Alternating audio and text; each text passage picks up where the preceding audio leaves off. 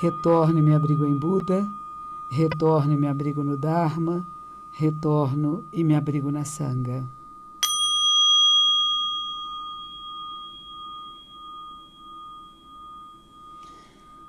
Buda, Dharma e Sangha, as três joias, os três tesouros. Hoje aqui em São Paulo é um dia um pouco triste, porque um querido nosso jornalista, o Ricardo Boechat, morreu num acidente que teve do helicóptero, que estava tentando pousar na pista, provavelmente algum problema. Segundo alguns, ele teria pulado desse helicóptero e ainda estava no meio da pista pedindo apoio para uma motociclista que passou, mexendo a mãozinha, mas ela quis se aproximar e a polícia não deixou, porque realmente em seguida teve uma outra explosão e assim ele foi. E a gente vai pensando em várias coisas que aconteceram este ano, que não foram bonitas nem agradáveis, que foi Brumadinho, depois os meninos lá do Flamengo, 10 meninos, e os outros queimados que estão saindo, e agora o Boechat. E tudo isso tem a ver um pouquinho com o nosso descuido. Eu interpreto muito isso, sabe? Não atenção plena, não está fazendo tudo com todo o coração. A gente não faz mais ou menos porque alguém vai ver ou vai reclamar, mas é por causa do seu coração, sabe? Da sua capacidade de percepção da realidade, de estar atento e fazer o seu melhor em cada momento. Quando a gente fala de momento zen, é um momento intenso, de você estar fazendo o melhor que você pode, a melhor qualidade, da melhor maneira, não o que é melhor para você, mas o que pode ser melhor para todos nós. Às vezes, por exemplo, lá em Brumadinho, o que aconteceu? Aquele muro lá que segurava aquele monte de coisas, ele estava rachado, estava furando, já tinham falado, e ninguém fez nada. Sempre acha, não dá tempo, depois a gente faz. Depois, não tem depois, sabe?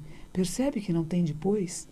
Que esses grandes dramas que acontecem na nossa vida, que nos comovem, é porque eu deixei para depois. A mesma coisa que os meninos, estavam lá construindo o lugar onde eles iam ficar e estavam temporariamente naqueles containers. O que é aquilo? Uma porta.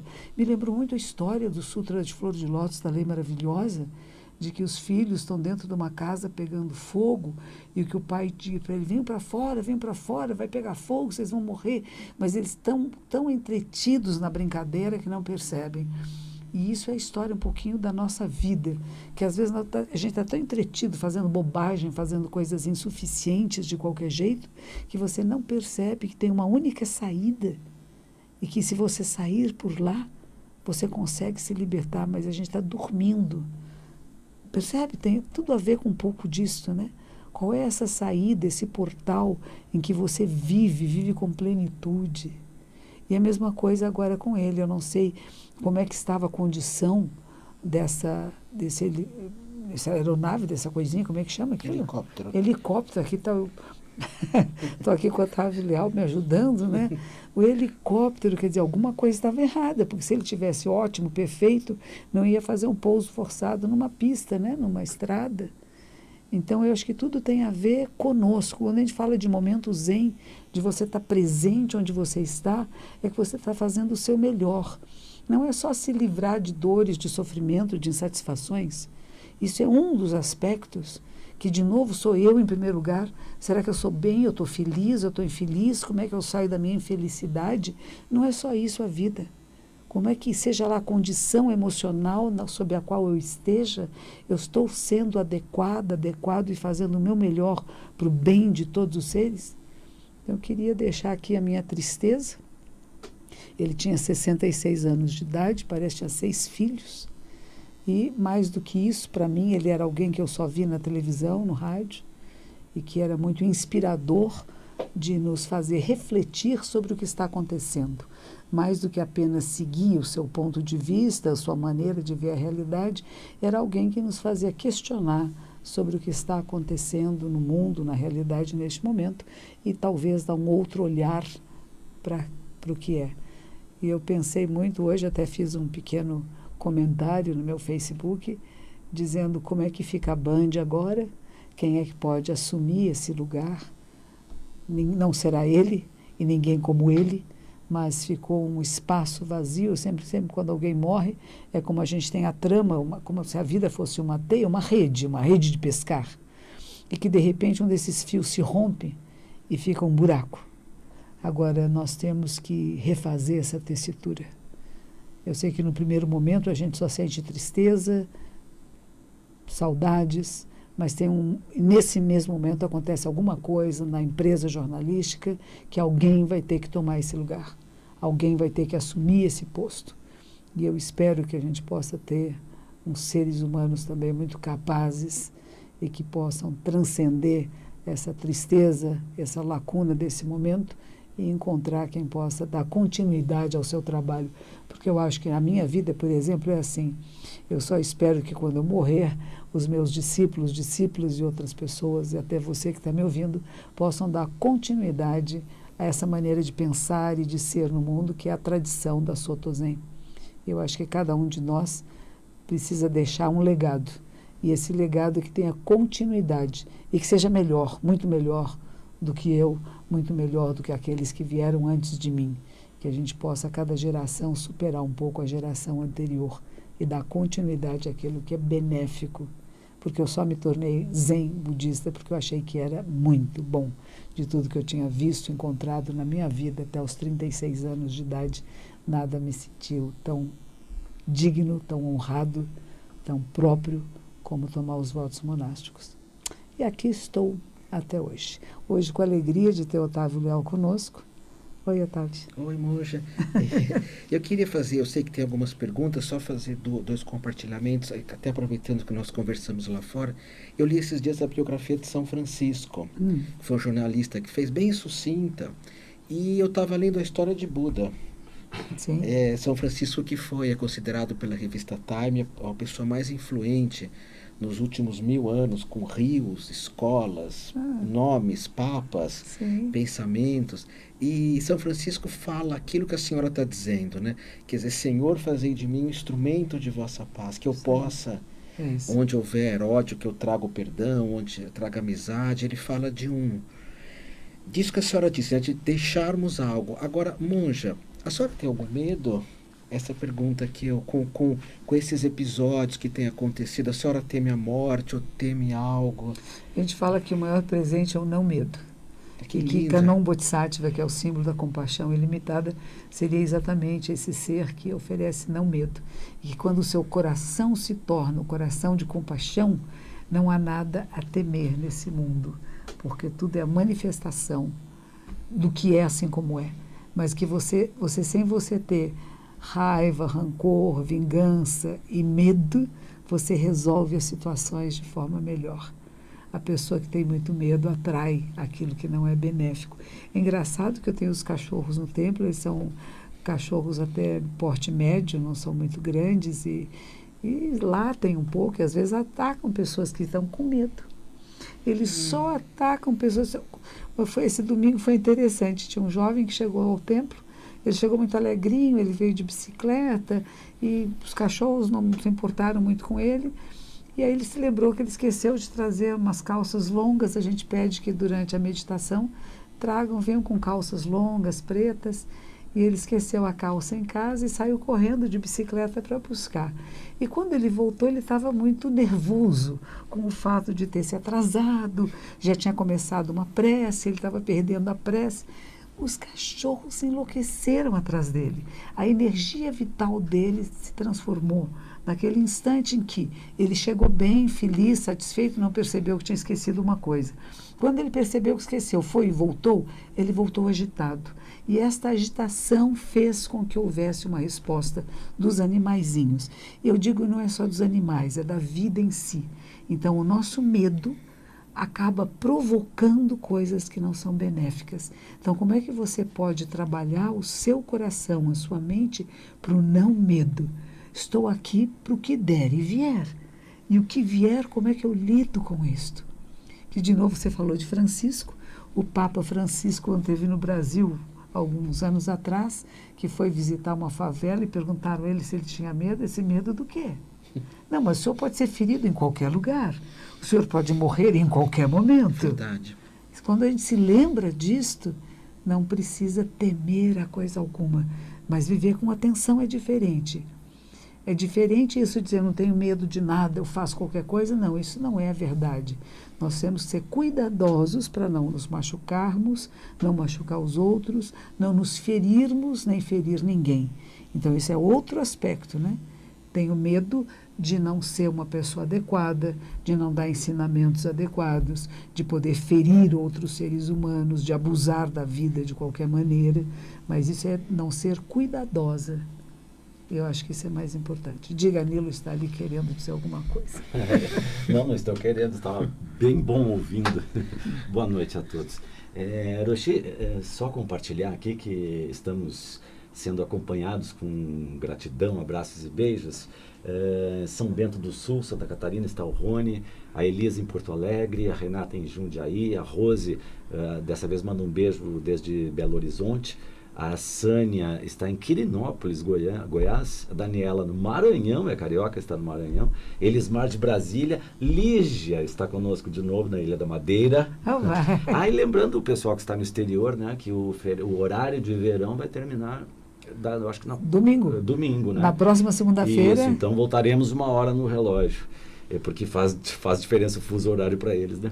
E Cristiana revidou, mandou um gachô direto de Sampa. Muito bem. A Sandra, justamente a senhora estava falando da plenitude, ela não consegue estar plena no que ela faz, às vezes, e aí ela se sente infeliz por isso. Não precisa ficar tão infeliz assim. É treinamento, como tudo é treinamento, né? Estar plena quer dizer estar presente. Como é que está seu pé agora? Onde é que está seu pé? É quente, é frio? As suas mãos, como é que elas estão se mexendo ou não mexendo? Como é que está a sua coluna vertebral? Como é que você está respirando? Isso é estar pleno, sabe? Não é alguma ideia de um êxtase místico separado da realidade. É estar inteira onde você está. E eu queria perguntar para o Otávio, você tem medo do quê? Essas situações que aconteceram esses dias no Brasil mesmo, até falei com a Nanda, minha companheira, me deixou um pouco assustado, a senhora sabe? E aí tem uma história que a senhora conta quando os monges estão bravos um com o outro e chegam para o mestre e falam, por que a gente está bravo, briga? E aí o mestre diz, pouca parede. A senhora que conta essa história? Que às vezes falta meditação, né? Então eu tenho intensificado um pouco a observação, né, desses medos que têm vindo me visitar. Tenho meditado mais à noite. Eu queria só falar, tem uma Lourdes, tem uma moça mora em Lourdes, na Suíça, a Kelly, está nos assistindo. Mas tá friozinho aí na Suíça, né? Mas aprendi com assim, intensificar, né, a meditação. Mas não é isso, quando nós estamos brigando, falta parede? Falta. Quando nós começamos a ficar muito impacientes, muito briguentos, quando não fazemos as coisas direito, quando escorregamos e nos machucamos, é porque nós não estamos muito prestando atenção. E não estamos sendo verdadeiros conosco, sinceros. Eu estou fazendo um livro com o professor Mário Sérgio Cortella, e é muito interessante que ele faz a diferença entre sinceridade e franqueza. Sinceridade é ser verdadeiro, franqueza é falar o que lhe dá na cabeça, do jeito que está passando, sem nem pensar direito. E isso nem sempre é muito benéfico. A sinceridade não é aquilo que você é coerente e verdadeiro. À procura da verdade, você é sincero e não é só franco, né? São uma pequena nuance de diferença bem interessante. Nesse caso, Hiroshi, desculpe interromper, me lembrei daquela lição zen budista de passar a língua no céu da boca. Sim, o meu mestre dizia isso sempre. Antes de falar alguma coisa, ou seja, reflita. Não vá falando tudo que passa pela cabeça, né? Passe a língua 3 vezes dentro da boca, pensando que eu vou falar é bom, é benéfico, é verdadeiro. De novo, a sinceridade vai beneficiar outros seres. Ou é só eu estou falando, né? Então é importante isso, nós termos cuidado. E aí não é só o que fala, né? O que pensa e o que faz. Eu acho que esses descuidos todos, né? O Leonardo Boff fala muito isso, né? Da gente manter o cuidado amoroso, né? Com a vida, com a terra, com o meio ambiente, com todos os seres, né? Eu acho que esses descuidos, e não é só no Brasil, nós temos um péssimo hábito de achar que nós, brasileiros, somos piores e que essas coisas só acontecem no Brasil. Não, acontecem no mundo com seres humanos. E eu acho que é momento de todos nós, como humanidade, despertarmos. Eu acredito que o despertar é isso, estar atento, presente. E não é uma atenção de tensão. Preciso prestar muita atenção. Não. É você perceber como está se manifestando no mundo. Fiquei sabendo esses dias de um amigo, de um conhecido que está com síndrome do pânico. E a síndrome do pânico tem acontecido muito, como a depressão, como tentativas de suicídio. É isso, o nosso botãozinho, o nosso alarme fica aceso, né? Tem tantas coisas à nossa volta, as notícias que nos dão são sempre tantos de desastres, de não acertos, que a gente fica assustado, eu preciso cuidar. E aí não consigo nem sair de casa, não quero falar com ninguém, porque a minha vida está em risco, estou ameaçada, e às vezes não está. A vida não está em risco, não está ameaçado. É uma doença chamada, a síndrome, é uma síndrome chamada do pânico, que pode ser curada se você procurar um especialista, pessoas que possam ajudá-la a atravessar esse umbral. Tive um praticante na minha comunidade que teve síndrome do pânico por muitos anos. Ele veio fazer meditação, a recomendação do seu psiquiatra, e ele teve grande melhora. Tanto que o seu terapeuta depois veio até o templo, quis meditar um pouco, falou, nossa, realmente ajudou. E eu acho que o que ajuda é, por exemplo, não ter medo do medo. O medo existe para nos proteger, claro. Não tenho medo de nada, faço qualquer coisa. Outra coisa que o Cortella fala, que eu gosto muito, é assim, quando vai entrar no avião, ele pergunta para o piloto, você tem medo? E se o piloto disser, não tenho medo de nada, ele fala assim, não, vou descer porque podemos ter um acidente. Aquele que tem medo significa aquele que tem cuidado, que vai prestar atenção como está fazendo as coisas para não se ferir, nem ferir ninguém. Então, isso é o que de novo eu falo. Esse cuidado, esta atenção, eu acho que práticas meditativas ajudam a desenvolver.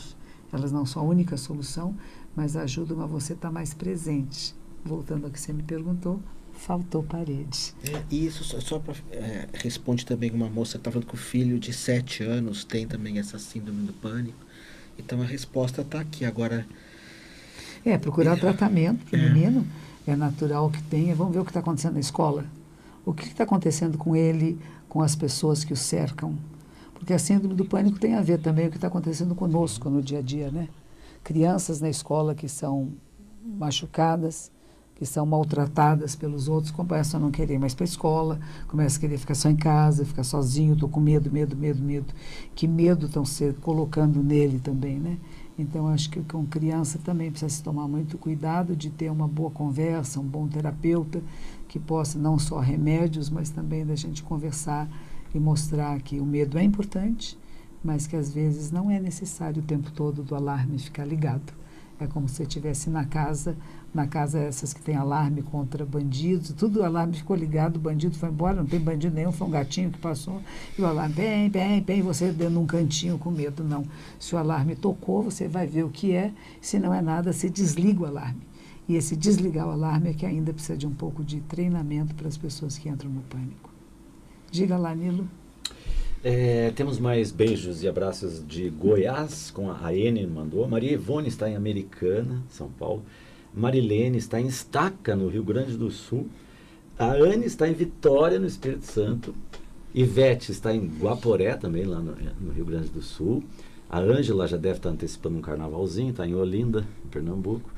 Carolina mandou beijos do México. Muito bem. E de Portugal, a Sandra pergunta como o budismo vê a prática do Reiki. O Reiki existe, eu não pratico o Reiki, então é uma coisa que é muito difícil para mim comparar com o Zen com o Reiki. Eu acho que talvez o Otávio possa falar um pouco mais sobre isso, mas eu não tenho experiências da prática com o Reiki nenhuma. Eu percebo que alguma coisa de uma energia, né, da energia ancestral, em que você invoca essa energia para que ela... Rei quer dizer isso, né? O ancestral, o antepassado. A Carolina queria dizer que ela encontrou uma sanga lá no México e que está muito feliz. Que bom, fico contente. Há muitos e muitos anos atrás, um discípulo de Mayuzumi Roshi, que foi meu professor original, foi lá para o México e tinha começado um grupo. Quem sabe seja a continuidade desse Zen, que veio de Los Angeles, da Califórnia, e que dá continuidade lá. Roshi, quanto à prática, a Julia acabou de dizer que ela frequenta o templo Zen budista. Ela disse o templo Zen budista, acredito que seja o seu, e tem dúvida em relação ao Zazen. Como saber se ela está no caminho certo? Não é legal? Sempre que a gente começa a meditar, a gente fala, será que eu estou meditando direito? Isso aqui está certo? E é para isso que vocês vão ao templo. Porque quando você estiver lá, os monitores que estão lá, as pessoas que estão lá, podem orientar você. Porque é muito específico para cada um de nós, as barreiras que cada um de nós possa ter. Então é importante que sempre que tem aula prática de Zazen, que a gente chama Zazen para iniciantes, tem uma apresentação no começo e ao final da prática faz uma roda para que as pessoas possam tirar suas dúvidas. Então, se você tem dúvidas sobre como está o seu zazen, a sua prática de meditação, vá lá ao templo e converse com os monitores e ouça também as outras pessoas que estão lá. Que dia é, monja? Tem sábados às 6 da tarde e domingo às 11 da manhã. Agora, não tenha muita expectativa. Às vezes a pessoa fica esperando, eu vou meditar, vai acontecer, vai tal.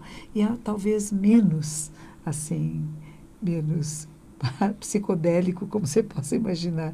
É mais simples, é um autoconhecimento mais sutil, mais suave. E às vezes a pessoa nem percebe a diferença que está acontecendo. A minha superiora costumava dar o exemplo, é como se você entrasse numa névoa. Quando você está no meio da névoa, daquela nuvem que está tudo meio úmido, você não percebe muito. Quando você sai é que você se dá conta, nossa, minha roupa ficou molhada. E é mais ou menos isso, você vai praticando, não tem muita certeza, estou fazendo certo, errado, mas claro que tem que ter orientação.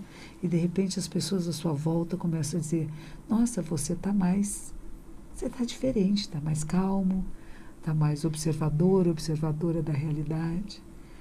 Queria aproveitar e dizer para vocês que haverá uma viagem ao Japão. Eu vou levar meus alunos a fazer uma formação. São 3 monges, 2 monjas e um monge que já estiveram aqui nesse momento Zen.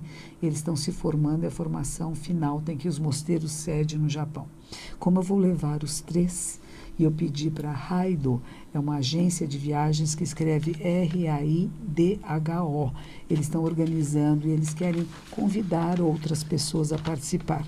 Para que possam participar, devem ter conhecimento de práticas meditativas, interesse pelo Zen Budismo, que nós vamos estar visitando templos e nós vamos estar falando sobre o Zen Budismo durante a viagem. Então vão ser alguns dias, saindo 25 de junho, chegando 13 de julho de volta aqui ao Brasil, parando em Dubai. Então essa é a nossa proposta, não é aberta a toda e qualquer pessoa, mas as pessoas que possam ter esse comprometimento de prática e de ter um certo conhecimento de maneiras de ser no Japão, que é um pouco diferente do Brasil. Roupas que se usam, calçados, maneira de falar e de se comportar. Haverá alguns momentos para compras, não é uma viagem de compras nem o turismo comum. É uma viagem ligada aos ensinamentos Zen. Eu vou estar nessa viagem, mais 3 monges da minha ordem que estão se graduando, e haverá uma cerimônia especial do monge que mora na Suíça, o monge Koho, vai fazer a cerimônia de Dharma combate no Templo de Tóquio.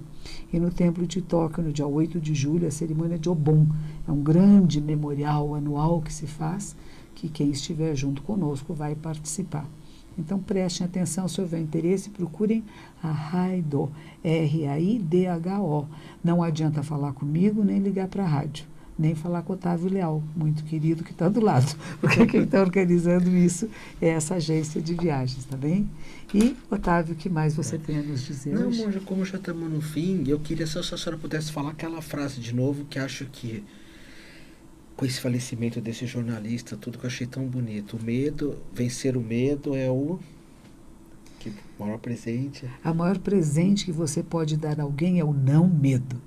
Então não tenham medo, mas tenham o cuidado respeitoso com a vida. Como o mar. A gente não tem que ter medo do mar, mas tem que respeitar o mar. Porque pode ter ondas e pode ter correntezas que nos puxam. E assim é a vida. Que os méritos de nossa prática se estendam a todos os seres, que possamos nos tornar o caminho iluminado.